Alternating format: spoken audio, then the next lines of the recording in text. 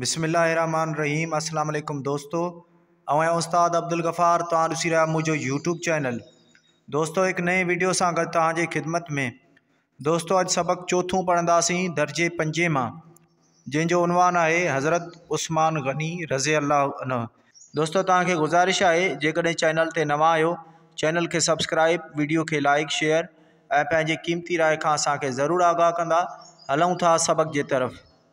सबक चौथों हज़रत उस्मान गनी रज़ी अल्लाह अन्हु। हज़रत उस्मान गनी रज़ी अल्लाह अन्हु मुसलमानन जो टियों ख़लीफ़ो थी गुज़रियो आहे। हू असां जे प्यारे नबी करीम सल्लल्लाहु अलैहि वसल्लम वसल्लम जिन जो प्यारो सहाबी हो। हज़रत उस्मान गनी रज़ी अल्लाह अन्हु जी तबीयत निहायत संजीदा ऐं इंसाफ़ पसंद हुई। हज़रत अबू बकर सिद्दीक़ रज़ी अल्लाह अन्हु जॾहिं खेनि इस्लाम जी दअवत ॾिनी तॾहिं हुन बिना देर ईमान आंदो। ॿियनि असहाबनि वांगुरु हज़रत उस्मान गनी रज़ी अल्लाह अन्हु बि अल्लाह ताला जे राज़ पे तोड़े आम भलाईअ जे कमनि लाइ हर वक़्तु तयारु रहंदो हो। अल्लाह ताला खेसि दौलतमंद त अॻे ई बणायो हो। वेतर जो पाण सॻोरन सल्लल्लाहु अलैहि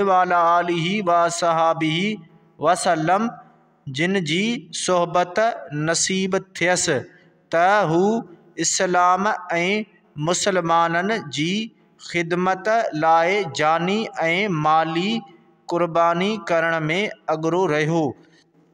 मुसलमान जॾहिं मक्के शरीफ़ खां हिजरत करे मदीने शरीफ़ आया तॾहिं खेनि पीअण जे पाणीअ जी ॾाढी तकलीफ़ पेश आई। शहर जे वेझो रोमा नाले मिठे पाणीअ जो हिकु खूह हूंदो हो जेको हिकु यहूदीअ जी मिल्कियत हो। उहो यहूदी एतिरो त ज़ालिम ऐं लालची हूंदो हो जो पाणी बे पैसनि ते विकिणंदो हो। जेको खेसि पैसा ॾींदो हो तंहिं खे पाणी भरण ॾींदो हो ऐं जंहिं ग़रीब वटि पैसा न हूंदा हुआ तंहिं खे पाणी भरण न ॾींदो हो। ख़ासि करे मुसलमाननि सां त हिन जो वेर हूंदो हो। हज़रत उस्मान गनी रज़ी अल्लाह अन्हु जहिड़े सख़ी ऐं रहमदिल इंसान खां मुसलमाननि जी इहा हालत ॾिठी न थे थी, सो पाण पंहिंजे हणा उन यहूदीअ खे 20,000 दरहम ॾेई उहो खूह ख़रीद करे मुसलमाननि लाइ वक़फ़ करे छॾियो, जंहिं करे मुसलमाननि खे वॾो फ़ाइदो रसियो।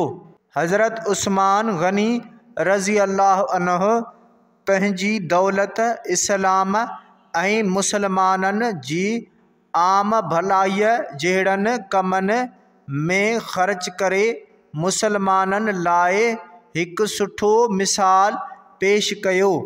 असां जे मुल्क जी सरहदीअ पुॼंदीअ वारनि मुसलमाननि खे बि उन्हीअ मिसाल खे साम्हूं रखी इस्लाम ऐं मुसलमाननि जी ख़िदमत करणु घुरिजे।